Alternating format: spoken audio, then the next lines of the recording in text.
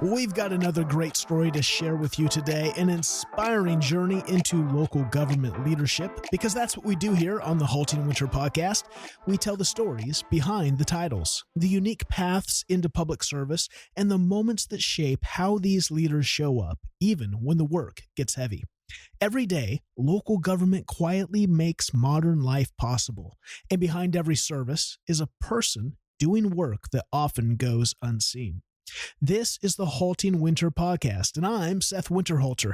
Every week, I have the pleasure of sitting down with local government leaders from across the country that remind us where government really lives, locally, doing the work that truly matters.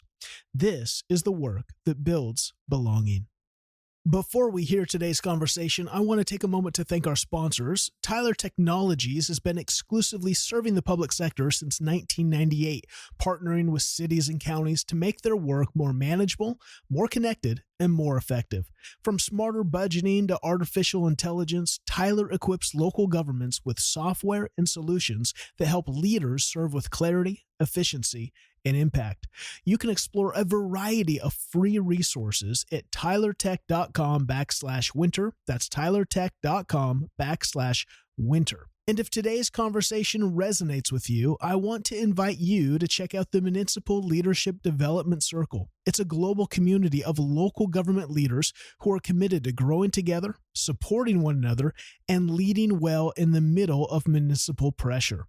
You can learn more about the MLDC at haltingwinter.com/MLDC. That's haltingwinter.com/MLDC.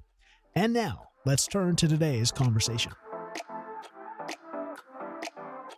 My guest on the podcast today is Jessica Leavins, City Manager in Crestview, Florida. Oh, I can already feel the warmth out here from Seattle on the other side of the nation. It is cold. In fact, I thought I saw the sun. I don't. And so I'm going to live vicariously through you in these next moments. Jessica, welcome to the podcast. It's a pleasure to have you on today. Thanks, Seth. I'm excited to be here, and I will send you some of our 80 degrees. 80 degrees. Oh my goodness. I love it. Oh, it's so good. It's one of the places I've been. I lived in Palm Springs the last few years. I love Palm Springs. Can't wait to get back. I have not spent a lot of time in the panhandle of Florida, even though I almost did a master's degree at FSU and a famous choral conductor there when I was a music student, Rodney Eichelberger. In fact, he came out to Washington to do an all-state choir, and I met him. It was just like, this guy is amazing. But I didn't end up out there, but I look forward to coming out there. Great shopping. Crestview, where you're the city manager, is just a stone's throw away from Destin. Is that what it's called? The beach there and all the shops. I have a bunch of friends who are into fashion who love shopping out there. They always tell me that's where you got to do all the shopping, the one trek a year to do it all. Yeah, we're real close to Destin, not too far from Pensacola, but what we're really known for is being right outside of Eglin Air Force Base, which is the largest Air Force base by land mass in the country. So big deal for us. Yep. Interesting. Well, I look forward to getting into that when we talk about Crestview and just kind of what's going on there, what makes that place unique. But before we unpack your just amazing professional career, let's do what we do on the HaltingWinter podcast. Take us back to the beginning, Jessica. Tell us a little bit about where you grew up, kind of where you were born, kind of the childhood that shaped you and led you on this unique journey. Yeah, I like to say that I had a little bit of a unique experience, but then when you say it like that, you realize everyone had a unique experience. But I'm a millennial, and I had a little bit of a unique experience because my parents are just a little bit older, but I grew up here. I grew up right outside of Crestview in the unincorporated county, but I grew up with a lot of family. So my parents live on a piece of property that to this day they've lived on my entire life, but that has been in my dad's family since the end of the Civil War. So my grandparents lived across the street. My aunt and uncle lived next door. I had another aunt and uncle that lived on the other side, and then extended family all throughout the area. Which just, is a little different. I never attended daycare. I went to a K through 12 school my entire life with 500 students in the entire school. When you're a teenager, that feels a little stifling and a little sheltered, but as you grow, you realize what a unique opportunity that was and experience there. I was talking to my brother about it just the other day, and how you almost grow logic differently, Mm, when you don't grow up in a subdivision or, things like that, you develop different thought patterns, and being, a local definitely translates to the way I think about my community now, mm, I've seen the growth, I've seen the changes, um, you made the joke earlier about going shopping in Destin. When I was a teenager, that's all I could think about, mm. was how, we had to leave where we were to go do the shopping. And now I think how fortunate we are that we get to live so close to what we consider the most beautiful beaches in the country and, some wonderful shopping opportunities as well. Oh, it's so cool. It's so unique. I think you're one of the first people on the podcast that really can trace just legacy and lineage so far back. What does that look like as far as growing up in a place like that with not just your family but extended family all around? What's that like? What did I mean? I just think about man, back to the Civil War. So Yeah. much has changed with industry and lifestyle, and what it's one of the unique things I think, and what I'd love to do. Kind of one of my future projects I'm trying to work on is actually a TV series on just the unique places around the nation that have had to just transform themselves because like mining or the timber industry or whatever it is changes. And I think about, I haven't really looked at that in the South much. What used to be the predominant industry down there? What has changed over the course of the last 100 years around Crestview in that area, as far as what's had to develop to kind of become to make it viable for people to live in? Yeah, so it was predominantly farming. So on both my mom's side of the family and my dad's side of the family, they are family farms that went back generationally, and which is kind of interesting because when people think about Florida, they don't always think about farming or they think about oranges, But the part of Florida we're in is jokingly referred to as Lower Alabama, so it's not, it's definitely not the Mickey Mouse Disney World, any of that. So we do have, some agricultural base. But a better answer to your question is what this area was known for a long time was timber. Was It was there were, railroad ties and the ability to ship it out well and all that kind of stuff. And so historically that was where the money was. That was what built the wealth in the area. Actually one of the smallest towns in the county 100 years ago was the biggest, Mm. because it was, it was lumber, it was forestry, and once they, stopped doing that, it shrank back, and it's a really small town now, and the majority of the population is more on the south end of the county towards the beaches. It's so interesting how, again, it moves and shifts like that because of, I always bring up on the podcast Luke Dyer out in Van Buren, Maine. And he mentions one of the things, again, I can't remember if it was mine or whatever it was, shut down. And that, again, led to a lot of people leaving. But they had a border crossing. They're right next to Canada. And they had a border crossing station.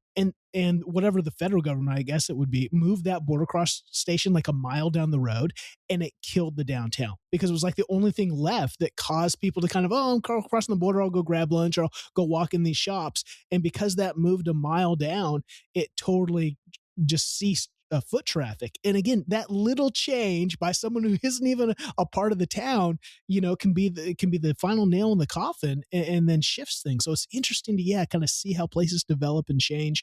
When you're growing up, what did that? I mean, again, having a family with so much legacy in a place, what did that look like as far as local government? Was anyone in your family involved in local government? Did you have an awareness of local government as you're growing up? So I'm sure there was some sort of awareness. Like I said, we actually grew up in the unincorporated county. Very much self sufficient was kind of the attitude. But my grandmother ended up later in life running a regional water utility, so like a special district kind of situation. So I did have some understanding of how that worked because they had a governing board, different things like that. I mean, I knew that the adjacent towns had mayors and things like that.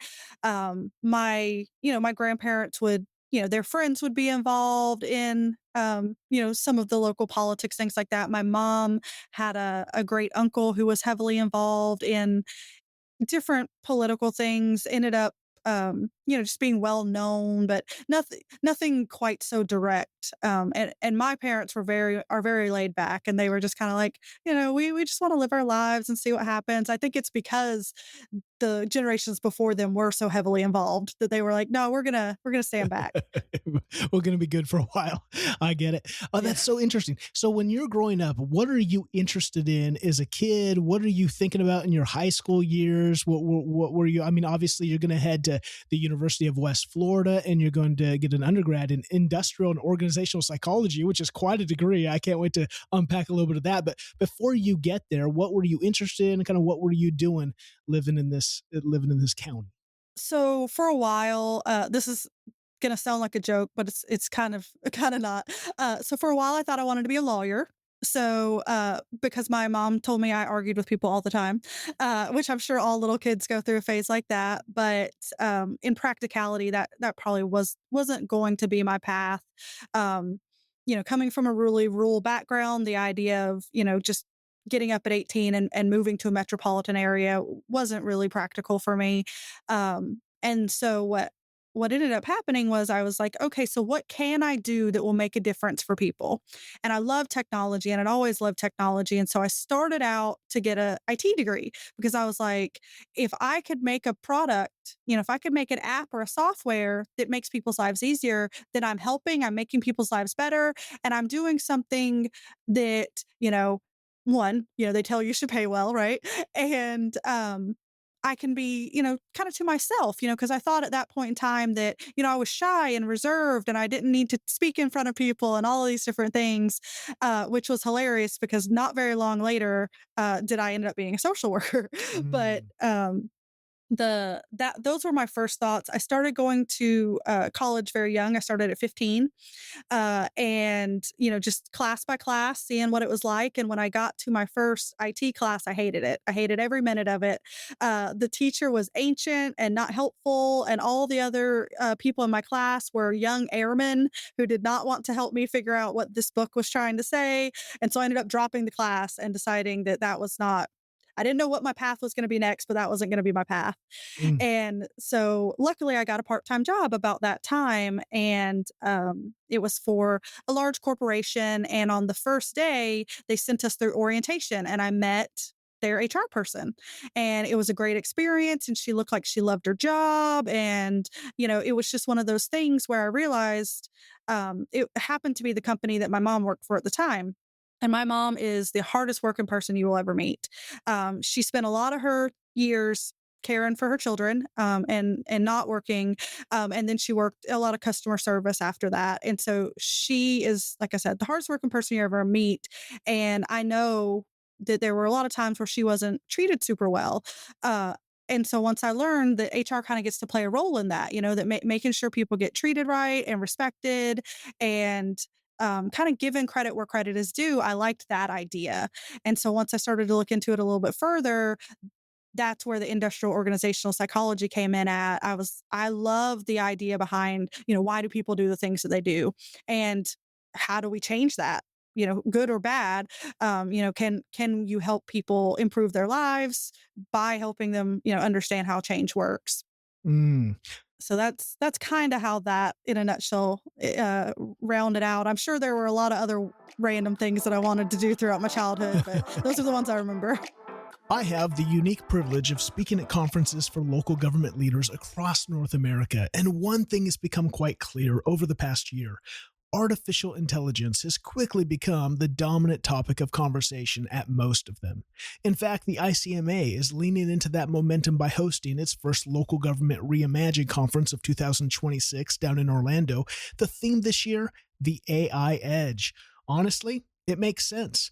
If AI can help cut down on repetitive work, streamline operations, and make it easier for residents to connect with their local government, that's obviously something every city and county leader should at least be paying attention to.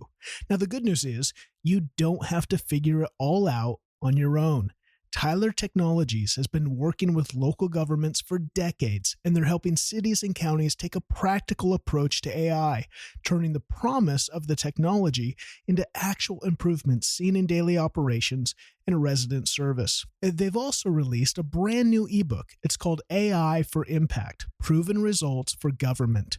It walks through real examples of agencies already using AI to strengthen their operations and serve their communities far more effectively. The best part, that ebook is free. You can go to tylertech.com/winter and download it today. That's tylertech.com/winter. Now, back to the conversation. Well, I love that. I always love to highlight that it's usually these experiences that we have that guide the way forward. It's not just that we sat in our room and had some, enigma happen. No, like you had an experience. And that's just like you said, you go to onboard and you see this HR person and it's like, oh, what is this? It opens your mind to the possibility. And that's why I encourage, how can we get young people? How can we get all kinds of people, citizen academies? How do we get people just aware of what their city does? But how do we get young people just to interact with and learn and go? I mean, how many on this podcast? It's got to be over 90% of the city managers I interview had no idea that a city manager position existed when they were young. And so I think we're missing an opportunity to say, man, if we can tell them, because I don't think there's an area or aspect of someone's interest or strength or skill that we can't find a place for in local gov. And it's so missional. And I think that's new generations, the younger generations want to be missional. It's kind of your story. You were like, I want to impact people. I don't just want to get rich. I don't just want to, do something. I want to, even in creating an app, like you said, I want to create something that can help people. And I think that's where it's just a great missional opportunity. So I love that you're having this experience. You go and you study industrial and organizational psychology, which sounds like super fascinating again for me. And I love sociology. I love how do people think? How do we help shape that? It's one of the things. I'll even jump ahead. You are now a certified trainer in the 6 Types of Working Genius. That's a Patrick Lencioni. I'm sure we've all read at least one book by Pat. His 6 Types of Working Genius is brilliant. Amanda Mack, who's in the leadership program I run, she's a city administrator out in South Dakota. She's certified. In fact, she just did a training for us on the 6 types, which I think is a brilliant look at personalities and gifts and strengths. How have you used that yourself, even to fast forward now, and what you learn from, in your undergrad to now? How does that help you as a leader? Maybe we can encourage some current leaders who go, some of the pain points maybe of leadership in leading people. How have some of these tools of understanding helped you in your current role? So the organizational psychology, the degree in that is kind of like the big picture way to look at it. And then when you break it down into the working genius, that's the one-on-one, the individual relationship part of it. So I'm going to actually steal a story for this one. So when I found this new productivity tool through the internet, Patrick Lencioni's Working Genius, I sent it to my closest friends. I made my husband take it first, and then I sent it to a couple of the people that I work with really closely. And I was like, I need you to take this. It hit me like a brick, and eventually they all had the same experience, where we were like, we've never taken an assessment that we felt was this accurate. And so then I got together with my city manager at the time, and we sent it to the rest of the department head team. And when we started to see the pattern that was emerging, that's when it really opened. So it's eye-opening to think about yourself, but then when you start thinking about the way you work with other people and why they may be frustrated and why you may be frustrated with them, that's when it really starts to just click. So the story that I'm stealing is actually from my old boss, my previous city manager. He had an employee, one of our department heads, who he had worked with before. So they had over a decade of working together, and all of a sudden we're just clashing on everything. Couldn't figure out why. So then we start looking at, well, their roles have changed since they started working together 10 years ago, right? And so now this department head is being expected to act more similarly to the way the city manager had acted previously. And so once we realized that, then we could adjust, right? So of course he's frustrated. This is not his natural area. This is not bringing him joy. This is not his working genius. He's being asked to work in someone else's area of genius. And so the way the model works is, no one gets an excuse to not work in all the areas. But if if that area brings me joy and you frustration, then why wouldn't I want to help you out in that area? And then you can help me out in my area of frustration. Um, so my working geniuses are D and T, so discernment and tenacity. So I like to make the decision. I like to get things done. The other department head that I'm talking about, his were E and T, so enablement and tenacity. So he likes to be more towards the end of the project, and that definitely changes how people respond when you expect them to be more idea based, more in intuitive creation, things like that. That this wasn't his normal area, and so it really changed the way we all work together quite dramatically. I had another coworker that in that department head team that we had just been clashing a lot, and I couldn't figure out why. Because of course, I think I'm super easy to work with. And once she took hers, she's a W, so she's a wanderer. And what I very quickly realized was wanderers, they prefer to have a little bit more time to process things before they make a decision. Mine's discernment. I don't always feel that way. Comes real naturally to me. So I started as soon as I have something that I know she'll need to make a decision on, getting her that information as soon as possible. Even if it's not fully thought out, she would rather have a half cooked idea than she would be pressured to make a decision on the spot. And it enhanced our relationship night and day. Like, from not wanting to work together at all to, I think everything's going great right now. And that's been over the last, 2 or 3 years. Don't get me wrong. But it's a huge, it's huge in the fact that it starts with there's no guilt and no judgment. We just all are created the way we're created, and we're all gonna, figure out how to work together in the best ways. I love that. And that's why I love Working Genius is many of the assessments that you take, DISC and, Myers-Briggs, et cetera, will help you look at yourself and how you're wired and help you look at others, but it doesn't really help you as far as how you work together. Whereas the Working Genius, very much like the Colby, I don't know if you're familiar with Colby, it's more of the technical, I think, aspect of what Pat has created with Working Genius, but Working Genius helps you see yourself, but then how you work together. And I think that's what's missing in a lot of assessments is how do we now put the puzzle pieces together so that we can actually perform the best as a dream team. And that's why I love what Pat has done there. So just to encourage, if you haven't read that, if you're listening, Working Genius is a great book to have in your toolkit. And I encourage everyone to get their spouse to take it. There you go. Yeah. You want to talk about working together.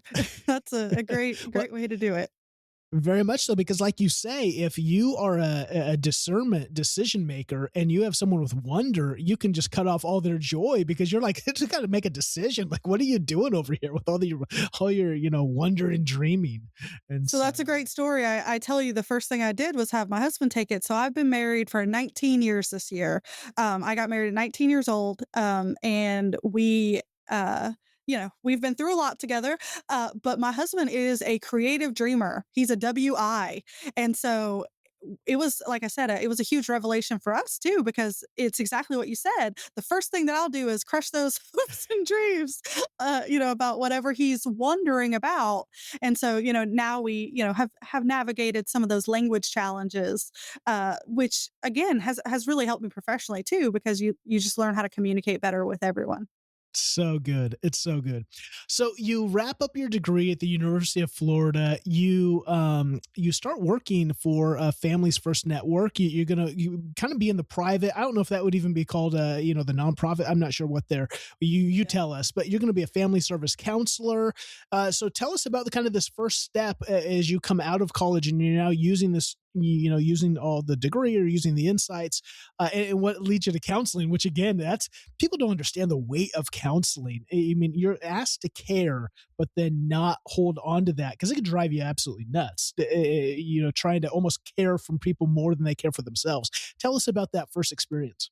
So this is one of those twists and turns that I think you like to talk about. So I graduated in 2009, right after the big '08 recession, the housing bubble popped. And so, like I said, I wanted to get into HR. I was super motivated. I had done an internship even.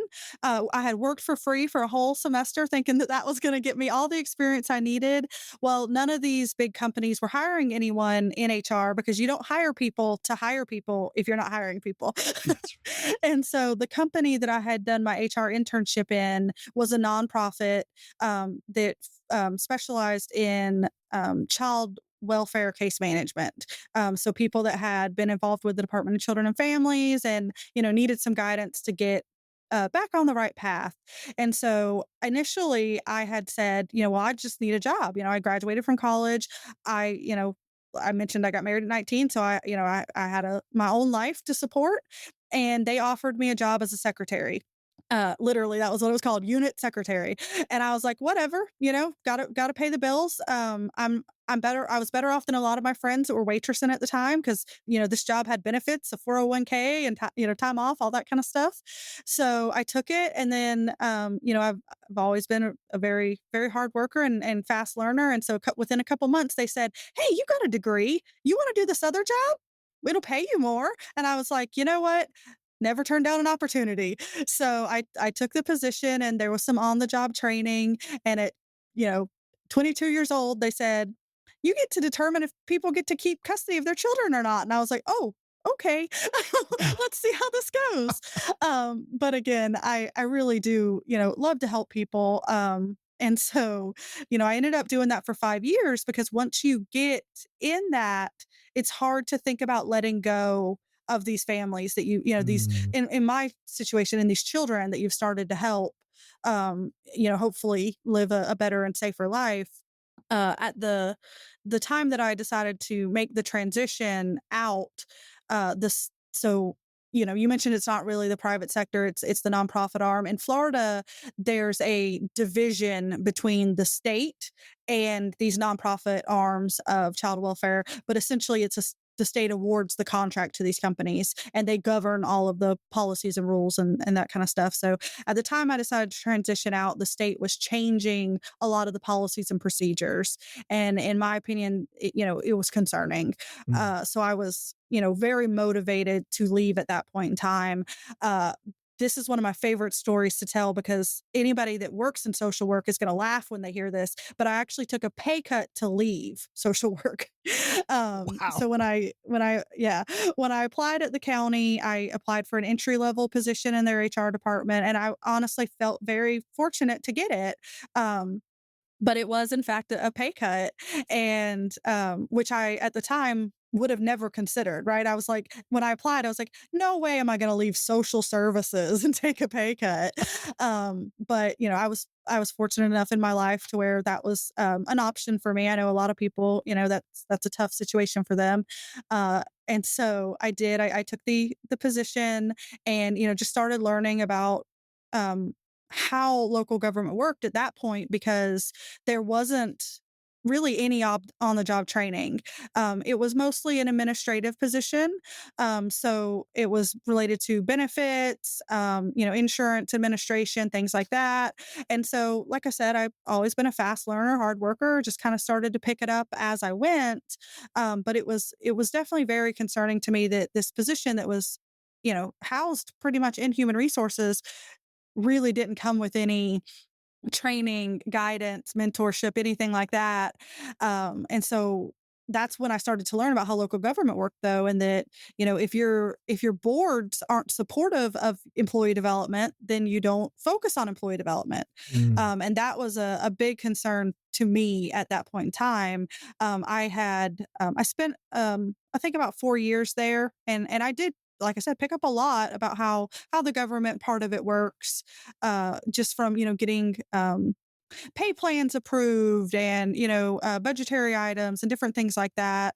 But I also learned a lot about the bureaucracy side of it, and how long it takes to get things done, and how when the board changes, that's going to change what you can do for your people. And that was when I did end up leaving to go into the private sector because at that point in time, a lot of it was about money. I had gotten this opportunity to make a little bit more money and stay close to home, and that was what I was looking for my family at the time. I regret it to some degree. You know, you can, as long as you learn from your mistakes, you shouldn't really regret them. But it definitely wasn't the atmosphere for me. Because I do care so deeply about my people, and a lot of times when you're in the private sector, you have to think more about the shareholders and valuations and bottom lines and things like that. And that was really hard for me. Uh, so I didn't stay there very long, but I appreciated the opportunity. I got to think and learn a little bit about myself, that just wasn't, making the decision based on the dollar signs wasn't going to be who I was.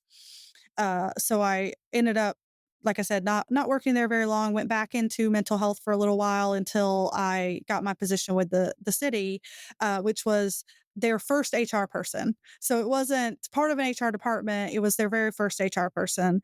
The fun thing about the city of Crestview is they did not have professional management. So they didn't have a city manager or a city administrator until 2019, despite being a city in 1916, or becoming a city in 1916. What in the world? Okay, we're gonna have to Yeah. unpack. But okay, so you said you said a number of things I want to jump into, but let's go back.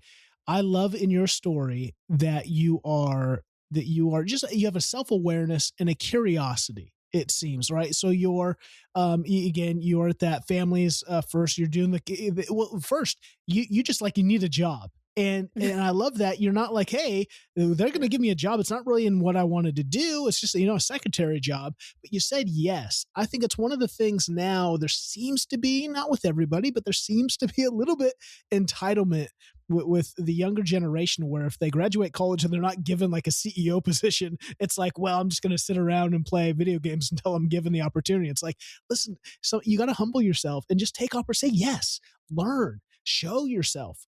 I think there's another thing I'm concerned about is people kind of want the promotion or the salary increase before they actually show that they're capable, or that they actually do the work. I just want to encourage people.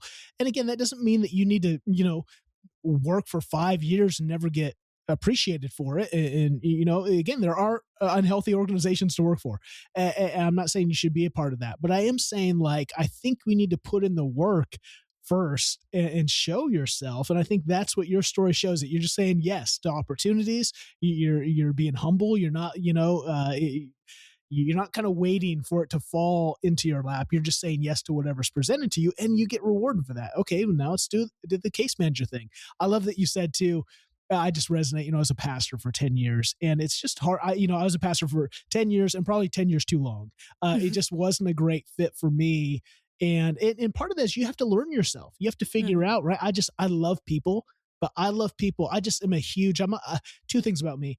I know two gears: off and completely on. Let's go all the way, like F1 Formula car. And so, especially in pastoral counseling, and I'm sure in any counseling, you get in these situations where you start caring again for kids and for situations.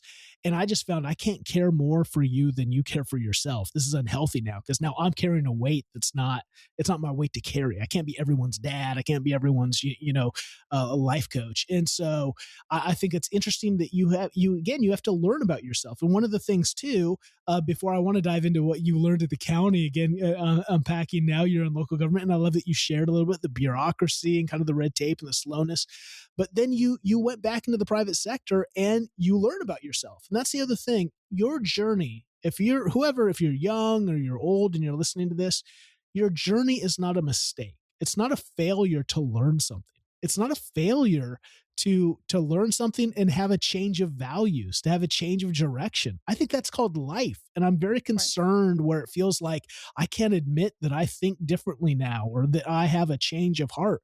Why? I think that's a part of like the evolution of life. Like, that's a good thing it shows that you're growing, that you're aware. And so your journey has that.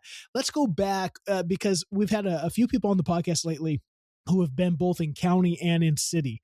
And I think county it's still local government. You're still doing essential services that are impacting people on a daily basis. That's seen, and yet it kind of can be hidden.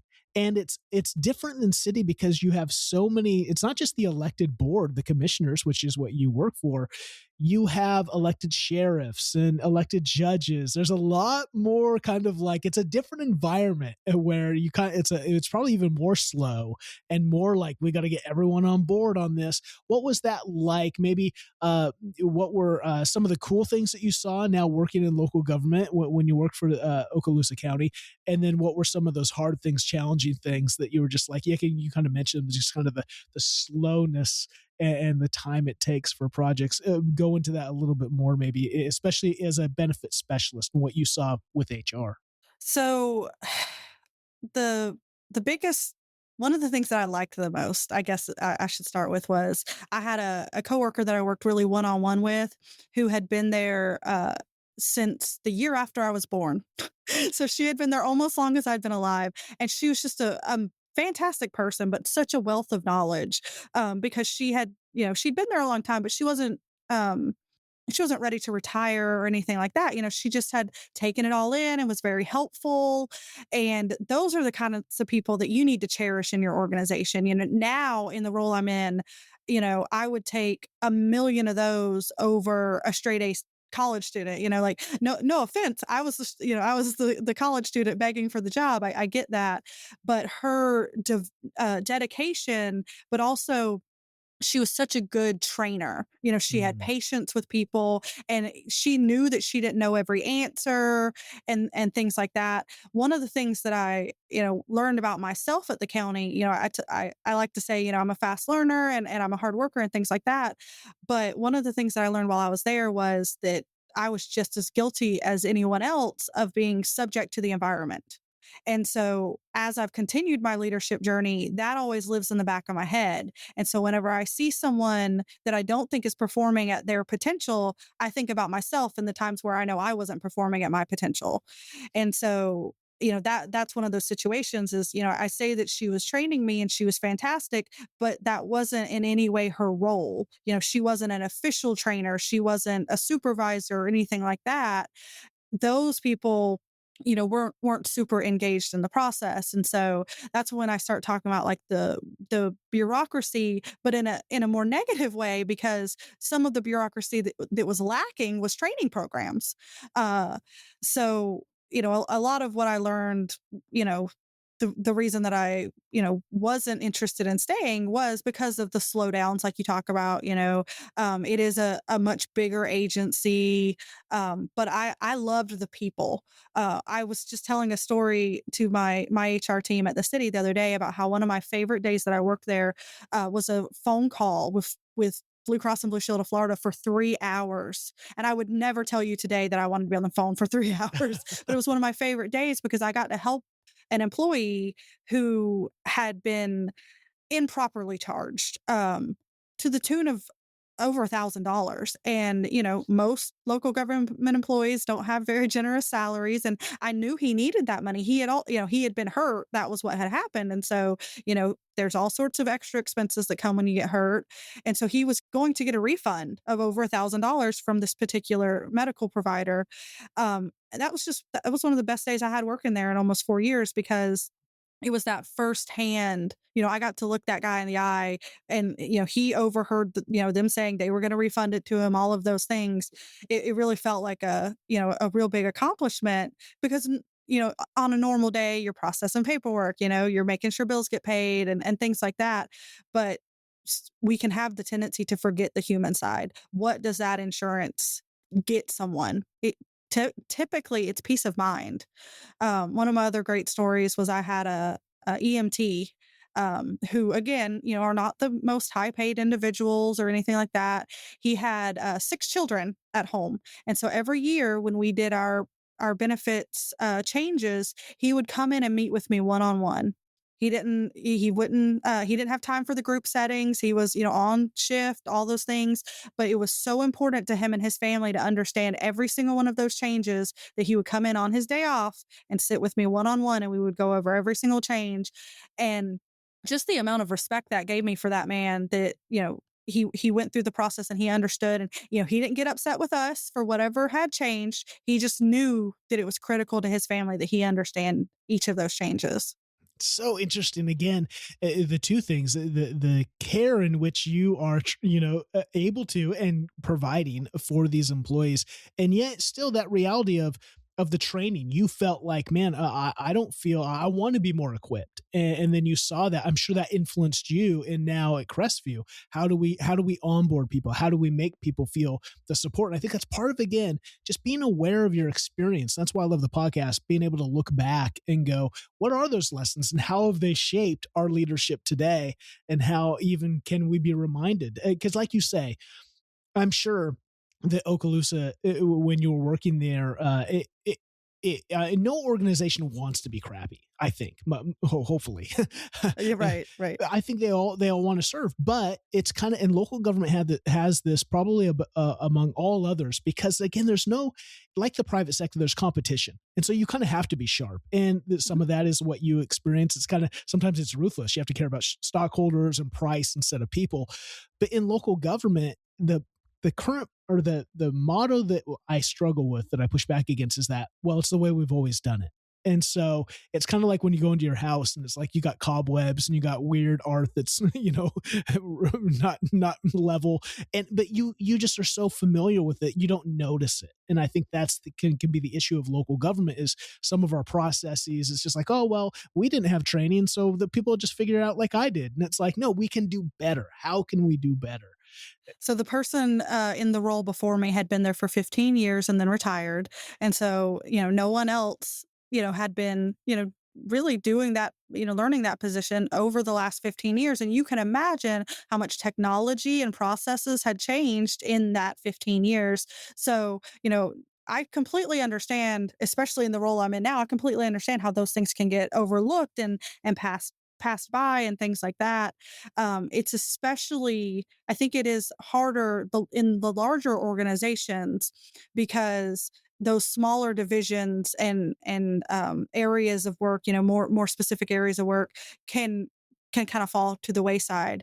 So I was in a division called risk management, and it was a very small division. I think there were three or four of us, and so to say that, you know, the public works division with hundreds of employees, or the jail with hundreds of employees, they probably had a lot more processes and procedures and training documents and all of those things.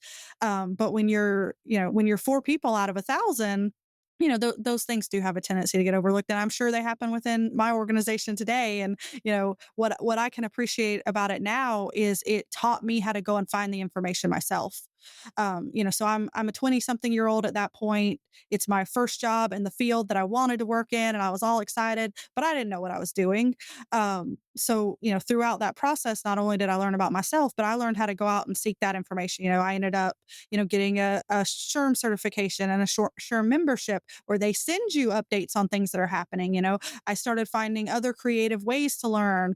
Podcasts are one of my favorite ways today, but back then it was Twitter, because you could get, these short little briefs and determine if it was relevant to you and what you did or not. And, if it was relevant, then you could learn more about it. And so that's what I really took away from it, is you're in control of your own destiny. If somebody doesn't want to give you the information, how do you go find it yourself?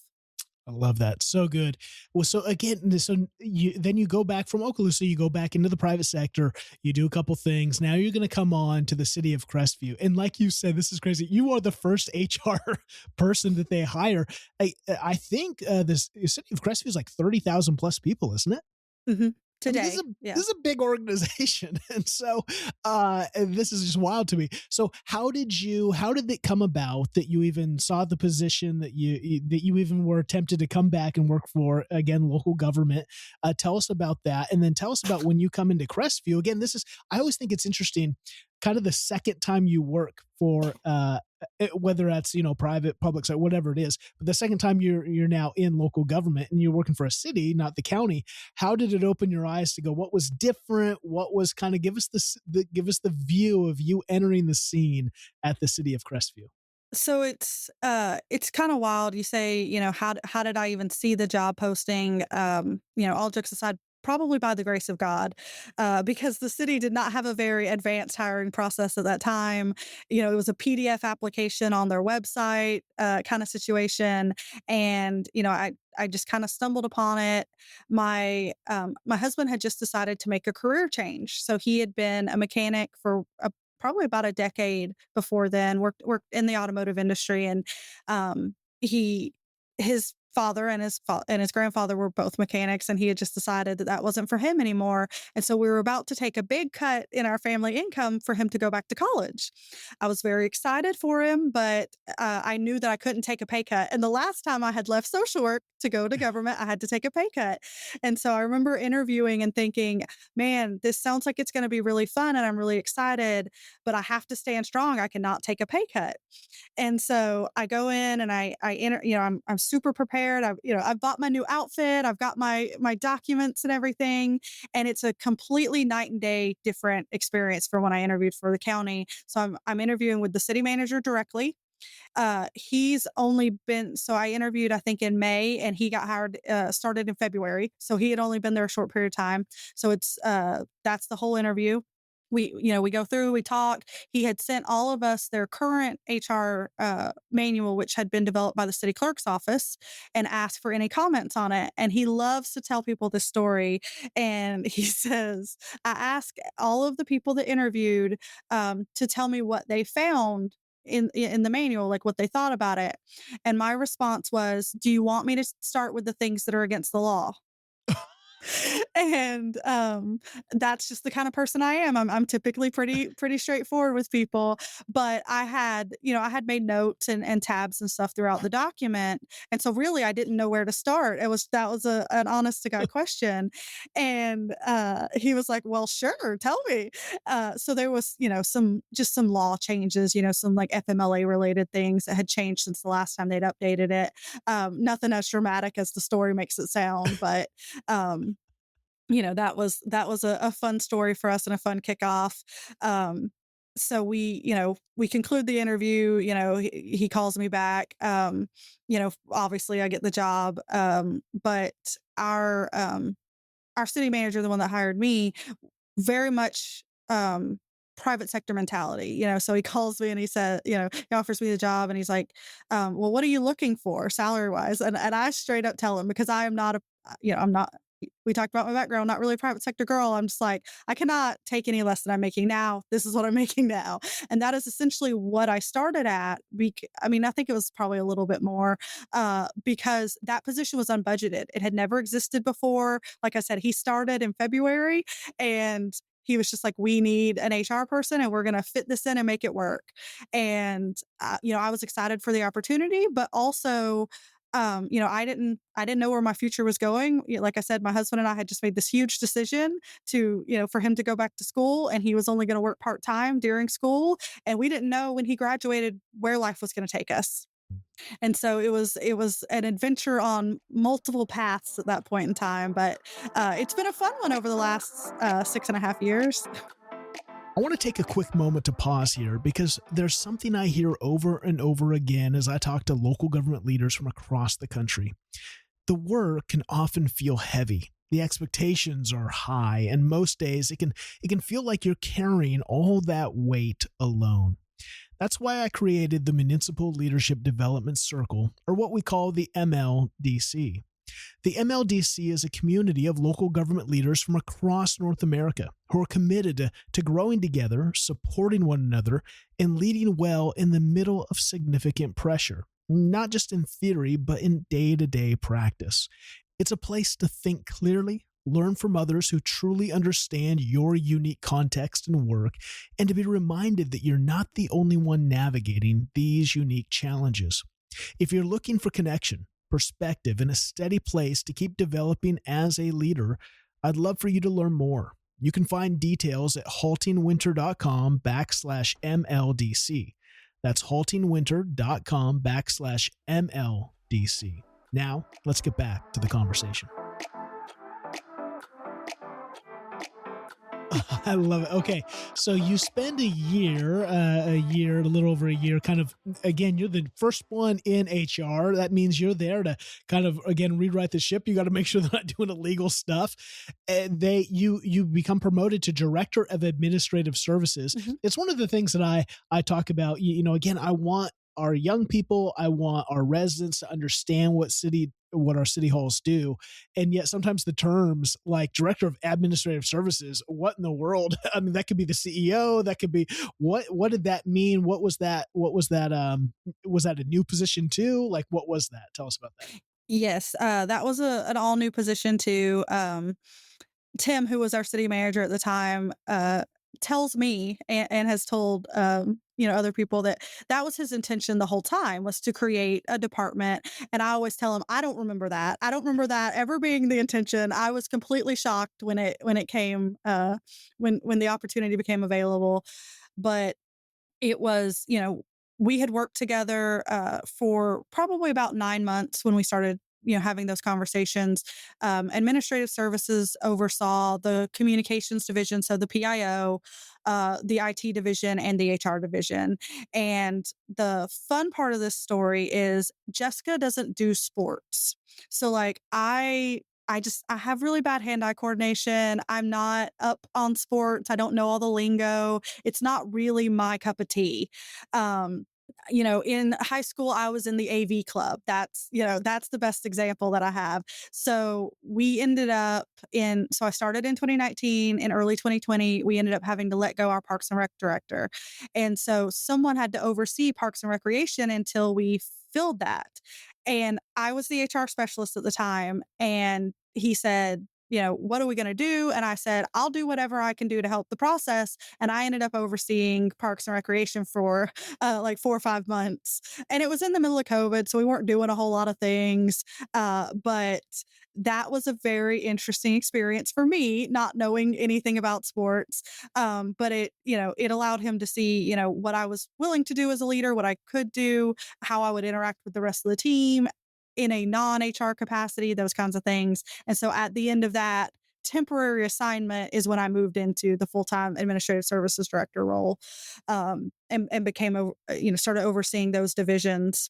So yeah, it was an interesting ride. And, like I said, keep in mind doing all of that within the height of the pandemic, writing, special policies for, pandemic leave and, how we handle all these things. And so it was exciting and busy there for quite a while. Yeah, well, a couple things. Again, it's just part of your story saying yes to opportunities. I think that's Yeah. the frequent theme of this podcast. Again, it's a leadership podcast. We're interviewing the city managers, administrators, county, etc. And I think the constant theme, the most frequent theme, is I just said yes. I just said yes to opportunity, and that led to your city manager going, "Hey, it looks like this person could be the director of administrative services that oversees basically three departments." And you highlighted too during the pandemic. Just tell us a little bit about, especially from HR, because it's so people driven. What has how did that hit you guys as far as just it kind of changed the world, right? Obviously, and how you have remote work. But for cities, a lot of people, and why I like to highlight it on the podcast is people don't realize the essential services. You can't, your police, your fire, your public works who are out patching potholes, they don't get to work remote. You can't do that from home. Most of the services that are done from your municipality are on the ground type services, or even coming and paying bills. Like we always want our cities to be there when there's need, but we don't give them much attention. It's not like we're throwing parades because police exist. And so I just how did you work through that, especially from a employee engagement? I'm sure that's kind of on your radar. How do you keep your employees happy with HR? Maybe shine some light on how the pandemic maybe it did it bolt some things loose to be able to, like, wow, we have to address a new reality here, or what did that look like for you guys? So, we're a little bit of a unique pocket here. So we're in Florida, and everybody knows it's the free state of Florida. So it's not like being in other parts of the country. I would say that while we definitely addressed some things a little bit differently, we did not see the sweeping changes that a lot of places did. Um, popular or not, my opinion on the subject was if my firefighters and my police officers have to keep coming to work, so do I. So I was a HR department of 2 at that point in time, myself and, one HR technician, and my entire mindset was I'm going to continue to serve my employees and, um you mentioned the guys that fill the potholes. Some of those individuals are not very tech savvy. Expecting them to log on to a Zoom meeting to discuss with me their payroll deductions, that's not what they're looking for. They're looking for a personal experience. And, I understand that we were probably extremely lucky in our entire handling of the situation, but we did not see huge dramatic changes throughout that. We did, plenty of things to mitigate the risk, but the big thing was, we went into it with an attitude that we were not going to panic and we were going to continue to serve our public. And like I said, my take on it from the HR perspective was, if my team has to keep going out in it, then I'm going to be there for them in whatever way they need me. Mm.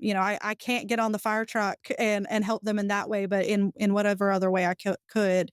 And I definitely believe in, you lead from the front. And I think that our entire leadership team followed that mentality and it changed the way our team dealt with it. And, um, we had um, we definitely had some projects that got set back in time. We slowed down for a little while, but in the grand scheme of things, I don't think we didn't lose any employee morale or, anything like that. It just a lot of pivoting. I love that, and I love that. You can see why you are now the city manager is because you think about your people, you think about what's the real impact here, what's the real aim. It wasn't just giving into whatever's fears. It was like, hey, these are realities. We're going to still take precautions, but at the end of the day, like you said, you thought about the aim of HR is to serve the employee to make sure that they're getting the benefits, that they understand, payroll, whatever that is. And you're like, and I'm not going to make that hard on them and easy on me. And I think that's where, again, it shows why you've been successful in continued leadership. So let's talk about that. 2025, you become the deputy city manager. I think that's, again, you're just like a story of first. I think that's the first deputy city manager they ever had, right? And Yep. so tell us about that. Was city manager just like, let's create we got to keep creating new positions for Jessica. She's too awesome. We got to keep her. What was that like?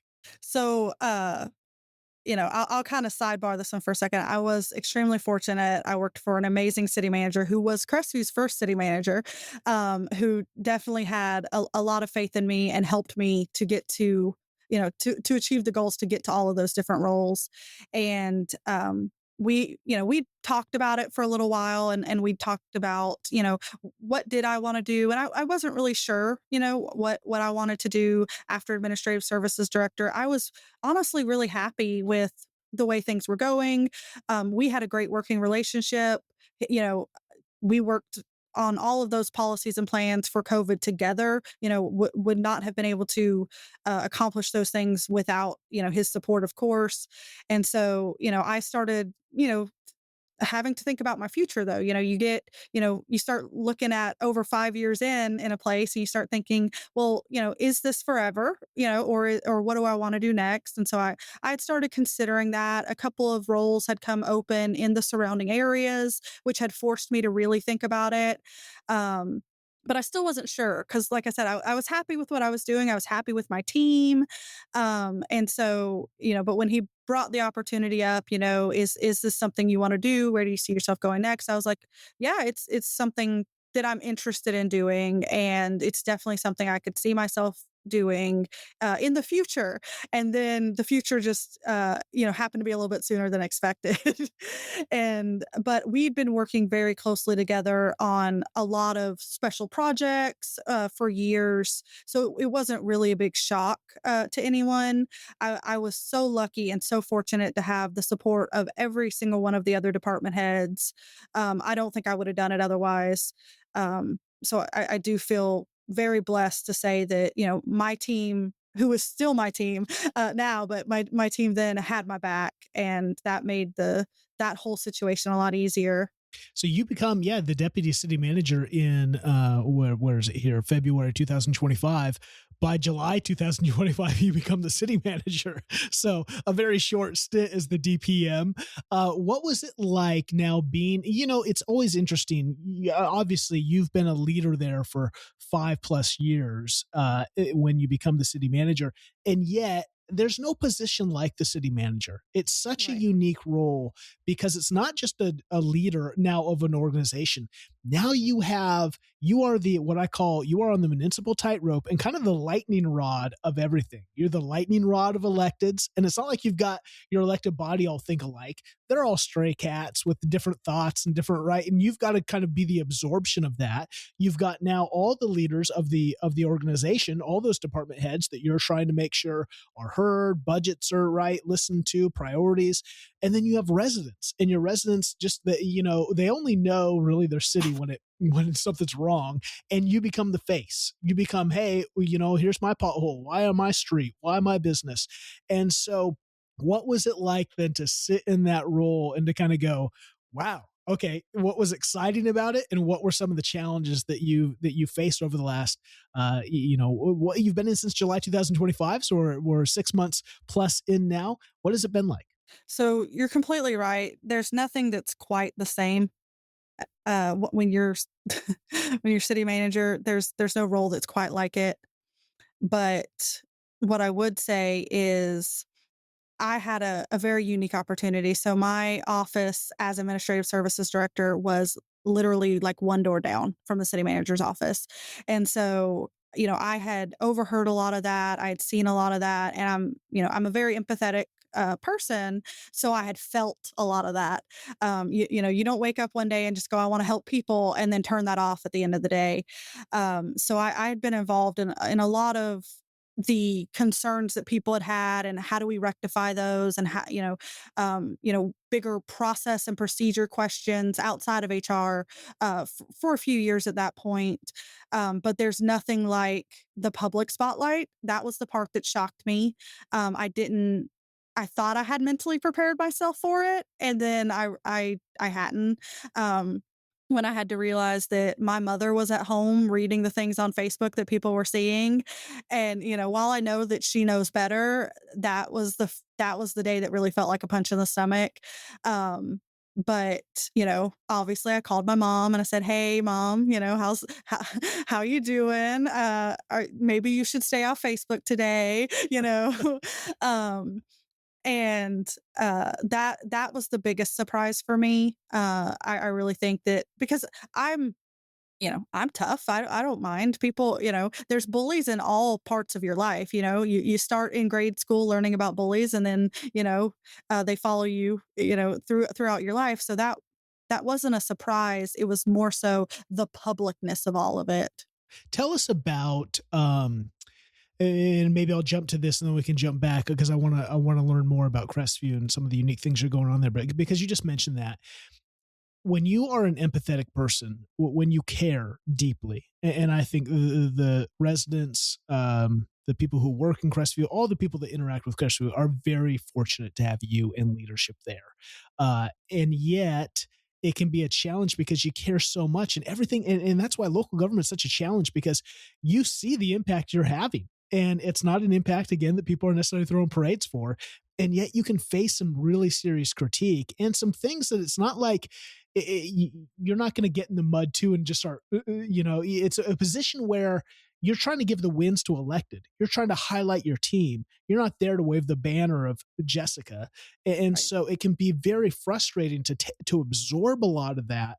And what do you do with that energy? That can be very heavy. I felt that as a pastor. I think that's why I have so much empathy for local government leaders is because I think there's a lot in common. As a pastor, I'm supposed to be at everyone's celebration. I'm supposed to be at your wedding and your baby's birth and all these things and be there for you in the funeral, be there for you in the darkest challenges. And I just remember going through the pandemic where it became so political and people were like, well, why aren't you answering this? And I'm like, because I don't care about it. It has nothing to do with our mission. It has nothing to do with how's it going to serve our people. And yet, because I didn't do what they wanted, it was like, well, you're the worst person ever. And man, it killed me and it crushed me. How do you do that when it's just like that doesn't shut off? That's the role is you continuing to lead your city, to lead Crestview towards a brighter tomorrow. And yet you just know that's part of the job, is you get to be the lightning bolt, the lightning rod for that, to absorb that. How do you do that? How do you make sure Jessica as a person is healthy so that you can bring your best self professionally? Well, I actually think that being a social worker was a really good practice run Mm. because, I remember one time somebody said to me, "Oh, so you're a baby snatcher." And I was like, "Well, no, that's actually not what I do. What I do is I help the people get their babies back home." But I understand, they were referring to the other side of the spectrum of that job. But what I was saying, what I initially to thought about that was that's what people think about us. It doesn't matter how much good they do in that profession, but you see people at their darkest, and they're going to respond to you in dark ways because that's where they're at in their life. I distinctly remember a woman telling her children as they were leaving with me not to trust me and not to believe me. And that was what she knew. And all I could think about at that time though was how hard that must be for those kids. They have to leave with me. There was no choice. And so that's the same way I look at it today. You have to compartmentalize. You have to understand that there's only so much of you to go around. There's only so many hours in the day, but that these people are in their own place, whether it's the dark place that this mother was in or it's a dark place for another reason. I've had times in my life where I, wasn't at my best, and I'm sure that I did things that I regret as well. Said things to people that I regret as well. But as I think the idea is, as we grow as individuals, we do that less and less. I think your question was, what do I do today? One, I do try and compartmentalize it. Remember that those people are upset about something specific. It's not personal. All of those things.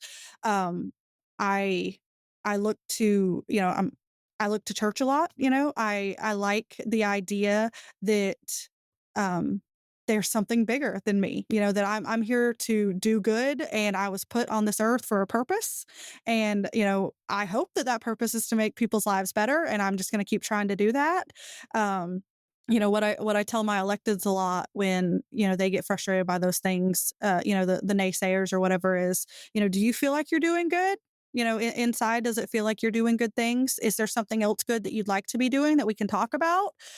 Because my goal here is just to do good things with good people. And, I'm extremely lucky. You talked about how I was the first of a couple of things, but we have such a great city council. And, I'm not just saying that because you're recording this. I feel so lucky to have come into that, to come into a good group and still have a good group that really does, their focus is to do good things for the community, and they care about the people of this community. And, I have two council members that are lifelong residents, and so this is where their heart is. This is where their family is, then I have, oh, three, actually I have three. And then, the other two are, long term, regardless, probably been here, almost as long as I've been alive. And so, that makes a difference, in the everyday, knowing that those people that are really making the decisions, want to do good and are good people and are, really want to see this town move in the right direction. It makes my job exponentially easier, but also it makes dealing with it personally a lot easier. Yeah, it's such a real brilliant thing you said there about the dichotomy of remembering that when people attack, they're attacking really the role, right? That they're seeing, that's the hat. That's kind of like actors that get known for, like, they play villains, and it's like, oh well, that means I acted well, like I did the. And again, it's different in this. It's not like you're acting like you're trying to be bad, but again, they just see, and they see it through their lens. And that's the unique thing about local government, is people don't understand, again, just even the cost of infrastructure. Oh, I don't want more taxes. And it's like, Yeah. well, in fact, I'm preparing for, I'm going to go speak this next week for the Wisconsin City Management Association on the keynote's called the strategic pause. How do we take time to just hit pause throughout our day, throughout our week, throughout our life, to make sure that we have enough in our tank, that we're not just running on fumes. And one of the things there is, I'm sure every city manager has heard sometime in their life some constituent come up to them and say, well, I pay your salary. And it's like, no, you pay a fraction of what it costs to deliver the essential services. You pay for for the ability to have police respond to your neighbors and to you, and in fire and the streets that you drive on every day. You pay a literal fraction of a fraction of a fraction of the cost of all these things. Yes, sure, my salary is a part of that, but it's so minuscule inside of all that it takes to make a city function. And I think that's where, how do we help our people know that, and so that hopefully the interactions can be a little more civil and a little more, I think that's, we're in the age of incivility right now, where just people just, I it's crazy, right? They just jump to the most crazy conclusions. They only see it through their way is always right, and their kind of very self-centered, view of whatever their frustration is the thing everyone needs to address. And it's just, and I know it takes a weight, especially when you're a good leader. It's what I call in another keynote, servant leadership is BS. And again, I love servant leadership, but here's the problem with it: every strength has a shadow, and the shadow of servant leadership, which I think is the best leaders pouring their lives out. Well, the problem is then you sacrifice your life on the altar of service, and you don't know when to say no. You don't know when to say, hey, they're just attacking the role. That's not me. It's not, I don't need to then be or ante up and be at everything and do more. You are doing enough. Like, no city manager I know of in America is putting in 40 hours a week. You're all working 60 hours. You're all evenings and weekends, and you're doing the work because you care. So one of the interesting things about that 60-hour week comment is I think about that a lot, because it came up in our community, those kinds of questions. And how do you even quantify the work? How do you even say how much you're working? So if I'm at the office for 40 hours a week, what about the 4 events? What about the, however many phone calls? What about the brainstorming that I'm doing at a random time of day while I'm cooking dinner, because it doesn't, you can't turn it off, which again, I actually think social work really prepared me for this, because it's the same thing. When you're talking about whether or not a person gets their children back or those children get adopted, it's very hard to turn off. How do I help that family? Just like if I have a problem, it's very hard for me to turn off. How do I help this employee, or how do I fix this, infrastructure deficit that we have, or whatever. It's just such a fluid job. It's hard to say, what are the hours worked? Because, I think about that a lot, because there had been some criticism about that in our community. And I'm just like, what does that even mean? What is it to work a certain amount of hours? Do they truly feel like there's ever a stopping point, cause it's just fluid, in my opinion. It absolutely is. I love that you brought that up, because I preach on that all the time. I say it's actually the worst thing. The city manager, to be the first one in, last one out, to be clocking all the hours, I think is actually bad for the organization, because no one sees all that. It's like a pastor. I'm like always on. When do I not? I'm a pastor even in my home, because if you drive by, or, you stop by, like, I'm always on. I don't go to the grocery store without thinking about, I'm a pastor, and people are going to see the way I interact with my kids, the way I interact with that waitress. Like, everyone is looking all the time, and that is a weight. And that is, we can then be so concerned with the appearance of, well, I got to make sure I'm the first one in. Yeah, but am I doing work? Am I so tired? Am I so expended now that I'm actually not producing what I'm paid for to do in this role? I think that's where you have to, again, boundaries is my big thing. Preaching on it in the next leadership and culture, the program we run next month, is the topic is boundaries. How do you say no so you can say intentionally yes, right? You have to say yes to the most important things that are going to drive Crestview forward. And if you're not practicing saying no, there's no way you're going to say yes well and in your fullness. So, I love that you brought that up. So good. Jessica, we could talk forever. You have so many good things to say. I want to hit a couple things before we end. Obviously, one of the big things I talk about, not only in work-life balance, and just how do you do it with a role that doesn't shut off? How do you care for yourself? How do you set up those things? But also, how do you network? Obviously, I've reached out a couple times to the FCCMA, the Florida City County Management Association. I'd love to come out there and speak for you guys. Are you a part of those networks? How do you, because that's one of the unique things about a city manager. is there's no other city manager in Crestview. Like for you to network, for you to be a part of both training and support, you got to look outside of that, which can be very lonely, which can be very isolating. How do you do that now that you've been in the role for a handful of months? What does that look like for you to make sure that you are surrounded by people and support? So it's really interesting that you bring that up because I had started thinking about that before I got the role because like I said, I was trying to figure out, what do I want to do next? Is it deputy? Is it this? What does it look like in different places? And so I had started joining some of those associations and looking into it. And and I still think it's a struggle, but I love the way you describe it. It's very lonely.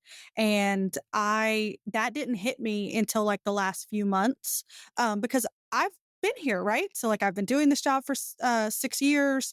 I know my department heads. I know a ton of people in the community. This is my home. Um, I'm on boards and volunteer associations with the other city managers in our county, with the deputy county administrators, things like that. I know those people. They're very nice people. I like them, but it is a very lonely role because there's an expectation to know everything. There's an expectation for you to have the answer. And I've been doing this for 6 months. I will tell you right now, I do not have every answer. But I hope that I never think that I have every answer. Um, so I don't really have an answer for you except, I try and keep the circle of people that I trust to tell me when I'm wrong, when I'm acting wrong. I talk to them a lot. I'm very fortunate that the city manager before me is a friend of mine. And so, I can ask him questions. I can bounce ideas off of him. I I do get along with and I like the other city managers in our county. It's a complicated dynamic because I believe, there's an expectation of confidence, that and not vulnerability. The expectation is, you run the city, you should know. And I have experts. My police chief I was in kindergarten when he became a police officer. He is the expert. And he is a good human being on top of that. Am going to defer to him for his expert advice. Is it still my decision at the end of the day? 100%. But if you don't listen to the people that you have surrounded yourself with, why do you have them? So that's, I don't have a great answer as to, how to network with other professionals, especially because I'm in a rural area. So there's technically 3 other city managers in my county. One of them is, like an hour away. The other 2 are a little bit closer. But there's some city administrators, which we all know is a different game.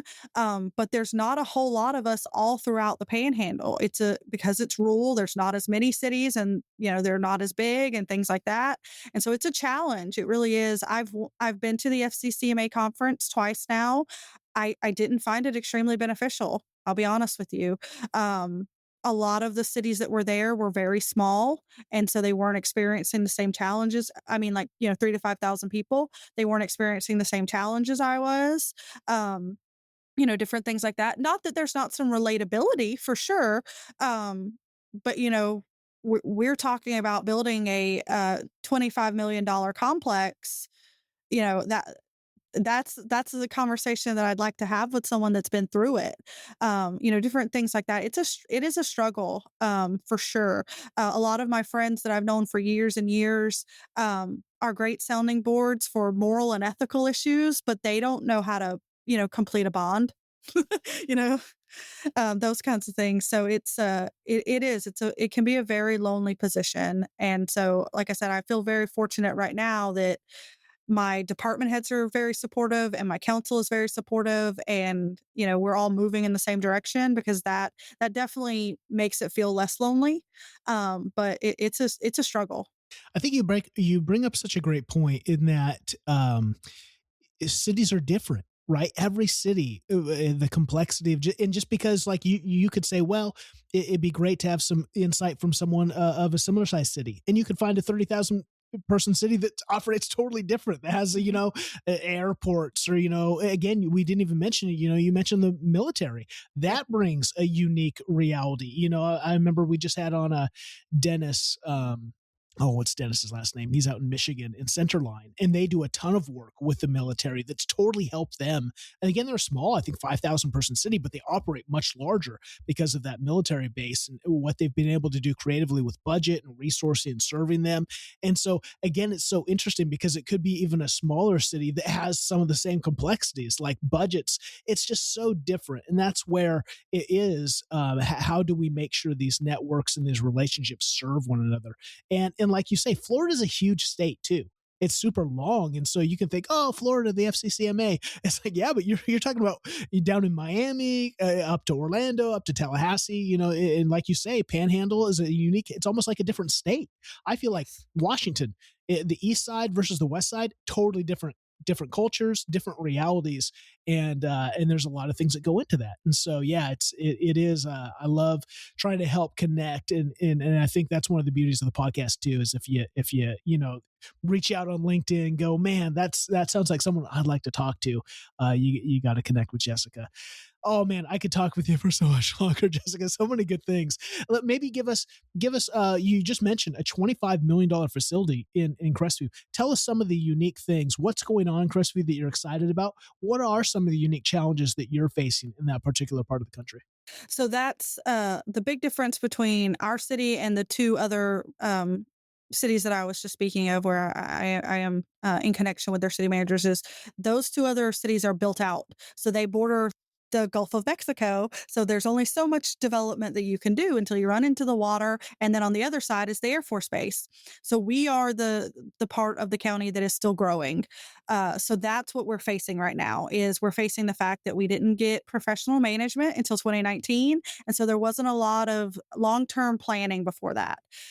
So we are, we get a lot of complaints about traffic and roads and things like that. That the real answer is there's only so much we can do because it really should have been done 20 or 30 years ago.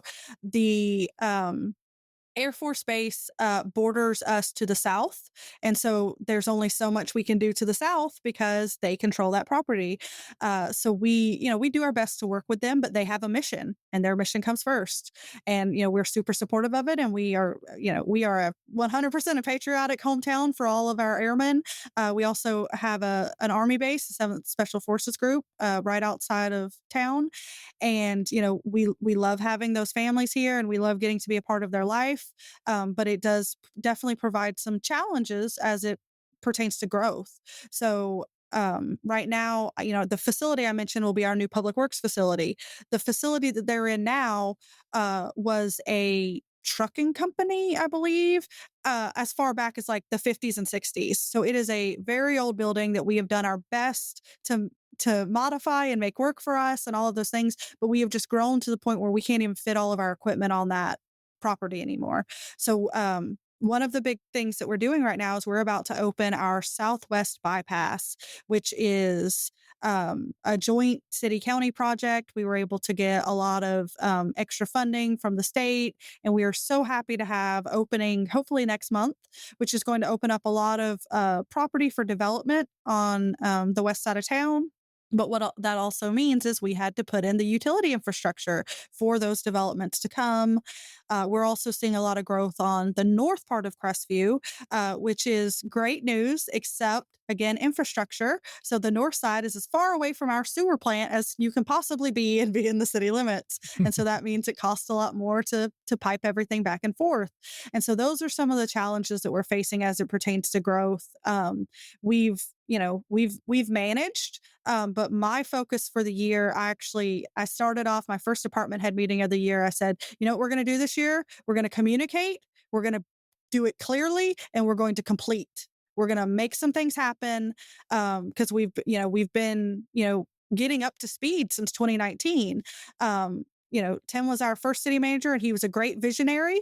I can't compete in that area for sure.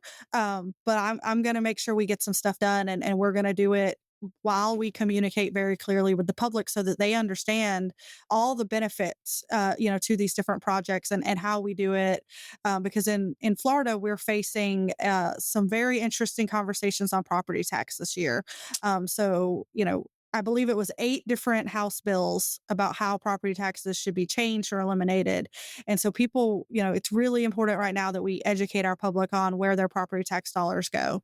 Yeah, absolutely. I mean, across the nation, property tax just seems to be the big thing where, people, and it's always interesting the policies that, again, states have that impact local gov and people. I can't imagine like you not paying property tax. I'm sure that sounds great.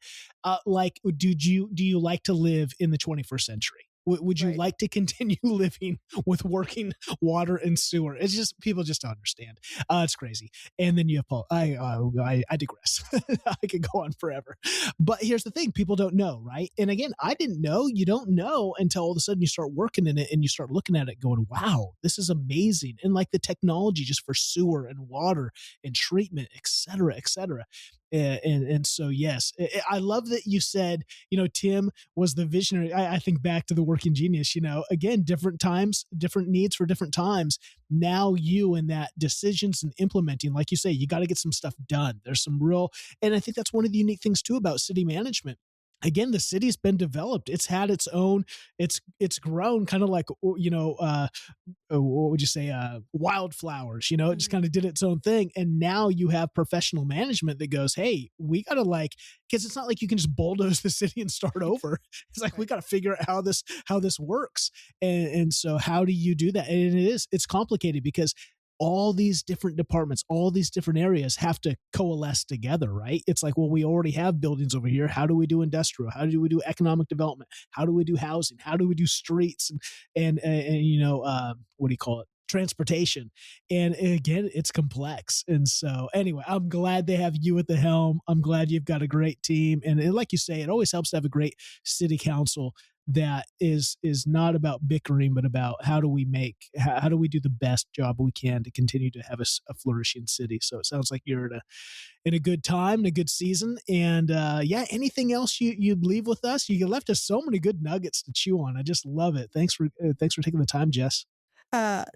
Thank you. You, in the beginning of this, you said you want to talk about work-life balance and that you have a unique perspective on that. And I think I share that perspective because when I'm not working to decompress, I do 2 things. I bake and I teach. And all the time people go, how do you have time for that? And I go, you make time for the things that you want to do. And these are the things that I love to do. I love to help people. And I love to make people feel good. And what makes you feel better than a cookie with your name on it? Or, when I'm teaching someone and they have that moment, that I know, is going to help them, the next time they go to work or in their, furthering their career, however it is. So I love your philosophy on that. I just wanted to share that's my favorite thing is you make time for the things that you want to do. I love that. Okay, tell us, wrap it up with this. What is, I'm sure that you bake for a lot of people. And so I'm sure everyone's favorite thing. And so on the birthdays and celebrations, you're making their things. What does Jessica make for herself? What's your favorite thing to make for you? So I don't know that I actually have one of those. My favorite, I mean, this is so cheesy, but my favorite thing to make is something that brings a smile to someone else's face. So a lot of times my favorite thing is to bake for kids because they can't fake their reaction. They either love it or they hate it and they're going to let you know. I love that. Well, I find this, I love to cook. It's one of my outlets. It's just so artistic and it's just therapeutic, right? To chop things up and to meld flavors. But I'm the same way. People ask, well, what's your favorite thing to cook? And I'm like, I don't know. What do you like? Yeah. I just love the process and experimenting. And so I feel the same there. Well, I look forward to sometime making it down to Florida. And I've got a couple friends that I need to visit. They're on me about coming down. Maybe I'll swing by and you can whip me up one of Jessica's best cookies. Cause I think I'd have to try that. I'm sure I'd love it. It's an awesome idea. Thank you, Jessica, for sharing your life, your leadership journey, and your insights. Love what's happening and excited to see Crestview's future. Thank you. The stories we share here on the Halting Winter podcast remind us where government really lives, locally, right here in our cities, our counties, the communities that shape our everyday life. If today's conversation resonated with you, please subscribe and share the episode to help these stories reach others. I'm Seth Winterhalter. You can find me at HaltingWinter.com. Until next time, thanks for listening.